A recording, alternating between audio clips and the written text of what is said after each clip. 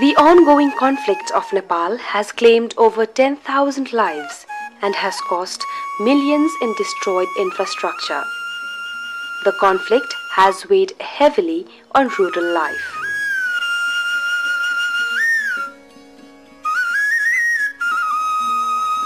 In rural areas, such as this village in Rolpa, there is no presence of government administration outside district headquarters.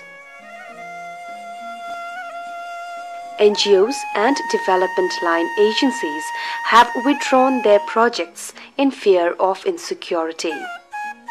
Already poor and marginalized, the rural people, the poor, ethnic minorities, Dalits and marginalized groups have become more vulnerable, helpless and frustrated.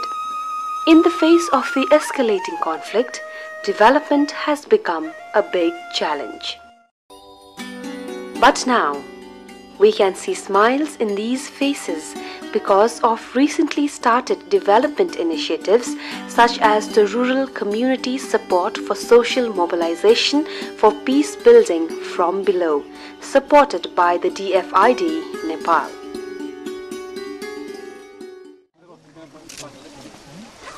These are the so-called untouchable people of Salyan. They are not reveling in a festival, nor are worshipping a deity.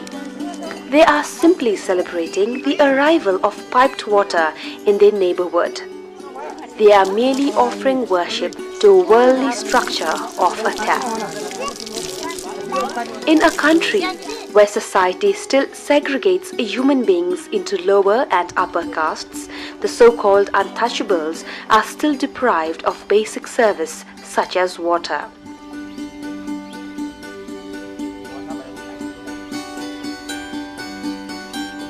The arrival of water in their neighborhood becomes an important occasion for celebrations. Ostracized from the society, they are either denied the use of public water or, if allowed, they are the last ones in the line. The happiness of this woman knows no bounds. We had to walk for an hour to fetch a pot of water before, and we had to sometimes go to this direction or to that direction, either up or down. Now, we can take better care about our children's cleanliness. We are thankful to the project. This is one scheme of the project launched in Salyan district.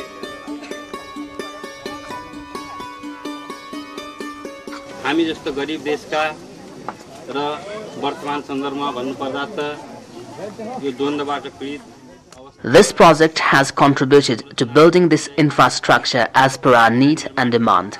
Addressing the problem of our community, it has helped mitigate the potential for conflict as people do not feel helpless and isolated. The project was launched to provide an immediate and visible service to the poor and marginalized people in conflict-hit rural Nepal, through which to keep them engaged in community building even in the face of escalating conflict.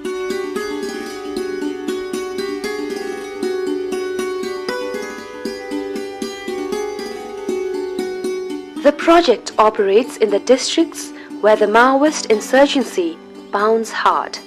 In Dang, Rolpa, Salyan, Surkhet, Banke, Bardia, Kailali and Kanchanpur in the mid-western development region, and Sankhwasabha, Bhojpur, Chhapa, Morang and Sunsari districts in the eastern development region. At the start of the project, a feasibility study was conducted in the light of the need articulated by the communities. The assessed needs were then sorted out with the community people in order of priority, and the project staff together with the community conducted project feasibility before the project went into action. Ram Prasad Shrestha, the District Education Office of Sunsari, says, Community building support RRN has helped in school building, furniture support, drinking water supply and sanitation. The project provides technical assistance, external materials and skilled labor. The communities have to arrange local resources and labor. In addition to this, the other resources have been mobilized from government and other stakeholders. This project worked as a facilitator between the people and the government line agencies, local government bodies, other NGOs and donors to mobilize the resources needed for the project. Dilip Kumar Chapagai, LDO of Sunsari district says,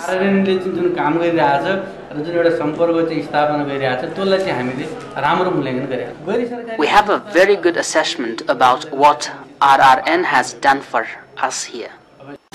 In Holeri of Rolpa, one of highly conflict-affected areas, this road was constructed and a school was built.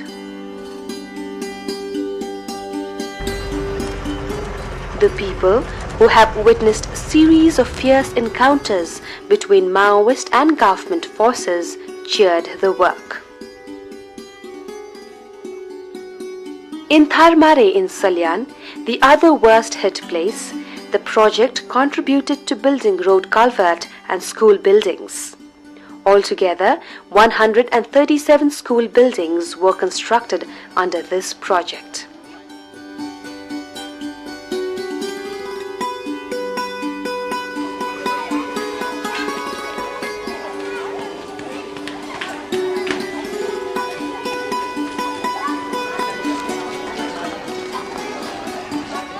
This is a school for the children of freed bonded laborers in Bardia. Is on the table. This student says this school has been built by RRN.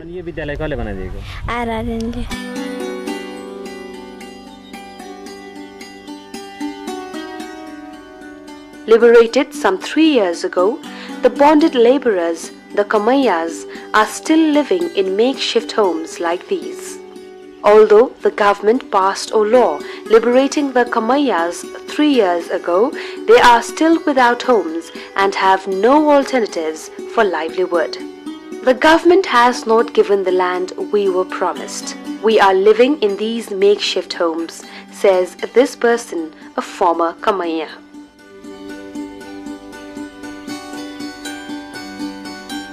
In Kailali, the government has entrusted this project with the construction of the road, which passes through the land planned for Kamaya rehabilitation.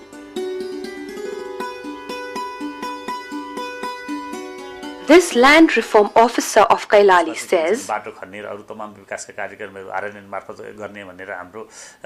the government will give the Kamayas the land after the project finishes with the construction of the road. The land will first be pooled and distributed in such a way that the Kamayas get the land promised to them, and the landless settlers won't also be deprived of the land they have already been settled on.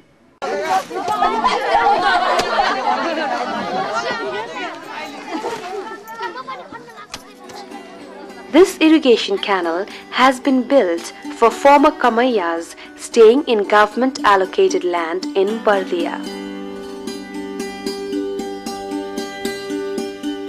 It provides them with employment as they are paid for the work.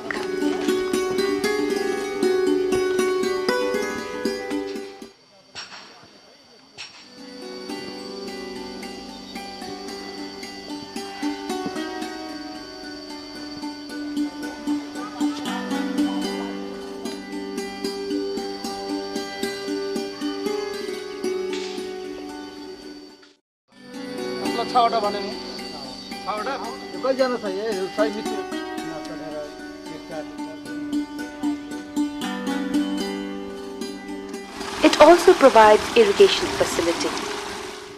Upon completion of the canal, it is believed that the production in the land will increase by 2 to 3 times.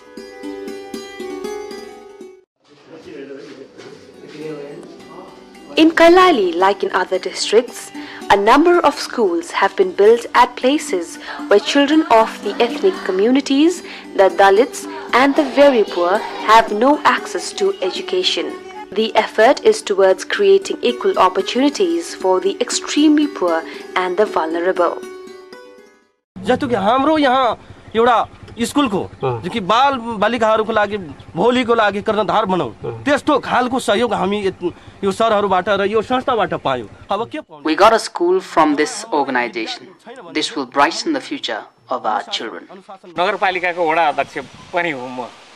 मेरो 10 वर्ष What I was not able to do in 10 years as ward chairman, RRN has done it in a year's time, and that's very good. तपाईको 60% दलित बसोबास भएको 99% मान्छेहरु RRN constructed for us a school building as well as tube well. This has benefited the community where 60% of the Dalits and 99% of the laborers live. One of the integral activities of this project is to build canals and construct deep tube wells for irrigation so that the rural poor can increase agricultural production. The irrigation has given us double advantages. Now we can grow 2 seasonal crops in a year. A vast majority of the people in rural Nepal depends on agriculture for their livelihood. However, the irrigation schemes constructed are not large. They are small ones and moderately sophisticated. The farmers themselves can operate them after the project is over. The government had provided these Dhimal people with a piece of land for agro-based income-generating activities, but they had no irrigation facility.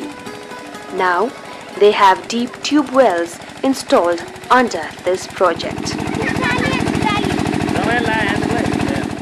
अनि त्यो उपलब्ध गराइदिएपछि हाम्रो यो ठाउँलाई धेरै राम्रो प्रगति भएको महसुस गरेका छौं. This project has constructed a deep tube well with the capacity of irrigating 10 bighas of land. Since then, we experienced a great growth in production. In total, 40 surface irrigation schemes were constructed in all 13 project districts and 30 deep tube wells were installed in 8 Tarai districts. Local development ma धेरै सीमित हुँदै गइरहेछ. Central program district level program लाई दिने अनि infrastructure मा At the district level, budget for infrastructure like water supply, irrigation, community building has been decreasing. The NGO sector has to take up the job now. Rural people practice subsistence farming. Every farmer keeps a small size of livestock. It helps peasants if their capacity is built on properly utilizing the farm and caring the livestock. The project addresses this issue by providing vocational and skills trainings to the farmers. Vocational trainings include agro-based livelihood trainings, carpentry, house wiring and masonry, and automobile trainings. Particularly, youths are encouraged to attend such trainings. The other area of skills training is related to animal health management. It also includes techniques such as how to administer basic injection into livestock and how to sterilize the equipment. In Sankhwa Sabha, women have been trained for castrating animals, a scenario that marks a shift in traditional gender roles. Through these training interventions, more than 560 youths have benefited in the project districts. Bindeshwar from Sunsari was one of these trainees. He says, Since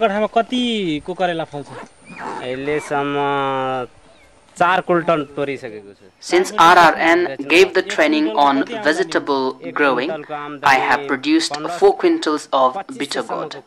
I have earned about 10,000 rupees already. Ravia Sardar, another trainee, says that she learned to cultivate potatoes after the training. आलुको बिउ कस्तो हुन्छ वहाँ पनि हेरे I didn't know earlier how to grow potatoes. Now, with training given by RRL, I also learned to taste the soil.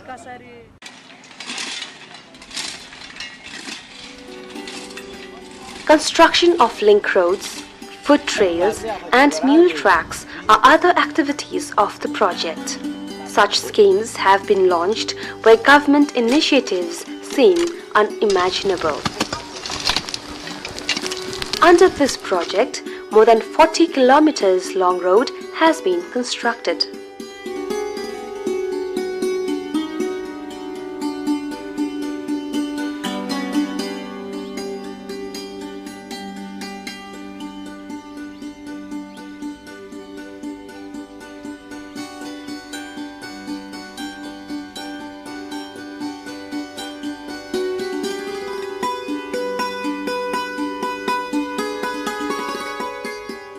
This road connects Rukum and Rolpa in the treacherous and rugged hills in the mid-western region. Walking barefoot in the stony paths meandering down the hill will come to an end with the rehabilitation of this road. These villages do not have grudges, for the project pays the workers for their work either in food or in cash. The schemes have contributed to mitigate the shortage of food. Most parts of Nepal's hilly districts, including these ones, face acute shortages of food.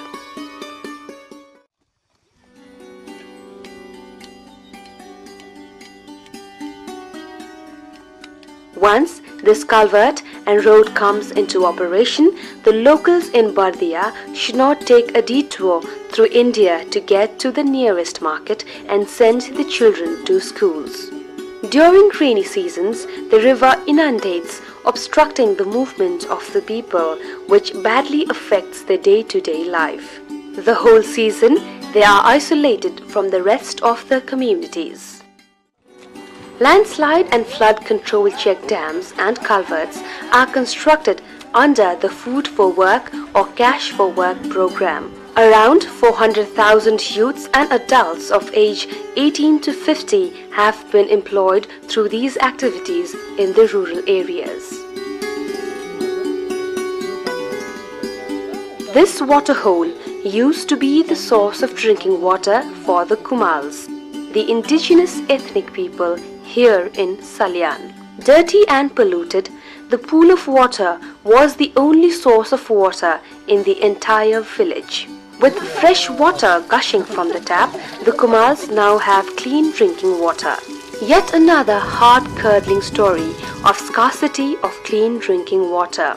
The Dalit people from this village used to draw water from these dirty pools. This newly installed tap has obviously given them a great sense of relief. About 45 community drinking water schemes, including piped water and spring protection, were implemented over the year.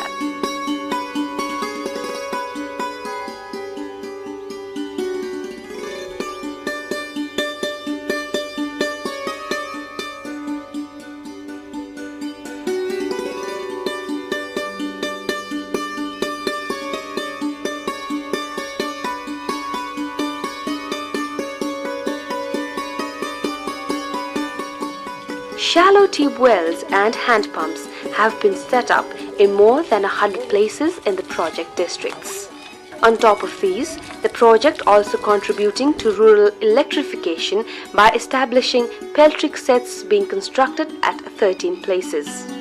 The project services have reached out to the needy in places where the government is absent because of the intensified rebel activities.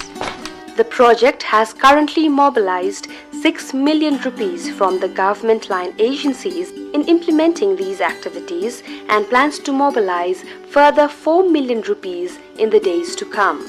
Already, more than 28 million rupees worth of community resources have been generated and utilized.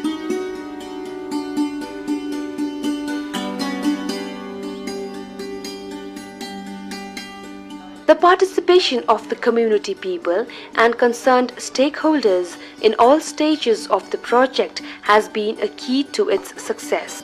During the project implementation, as many as 360 community-based groups and local NGOs have been mobilized with significant representation of women, peasants, ethnic minorities and Dalit people.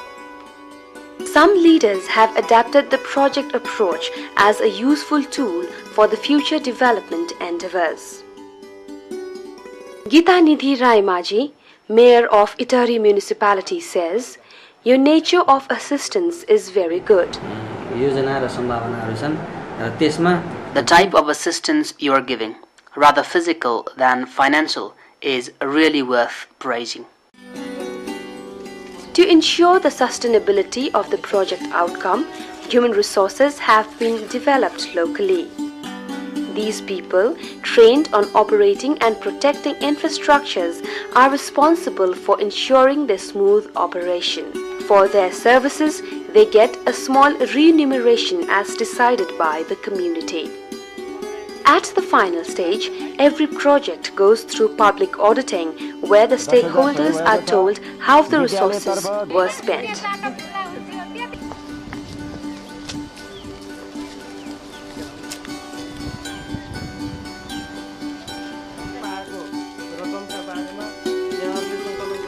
Only following the public auditing is the project handed over to the community.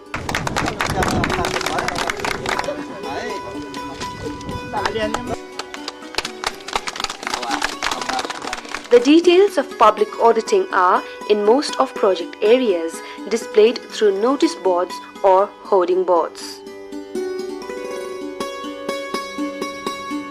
The project has had encouraging response from local bodies.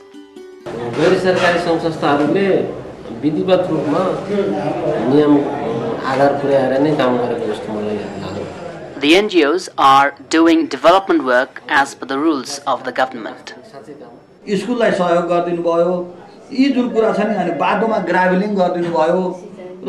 I'm grateful to what this project has done on water supply, irrigation and education for the community here. The contribution of this project has been tremendous in the current scene. It has shown an example of how the project can be planned and developed at the local level, mobilize the users and stakeholders for resource generation and sharing, and implemented in a participatory way to achieve the target within a time frame. The project has responded to the needs expressed by the communities and has been implemented with their participation. In several occasions, the people stood up for the project when obstructions and difficulties were encountered. These are small schemes but have contributed largely to fill up the development vacuum created by the ongoing conflict. The absence of the government should not be an excuse to isolate the people, keep them deprived of their basic rights, leave children and elderly helpless and youths frustrated. Small steps can make big strides in times of crisis.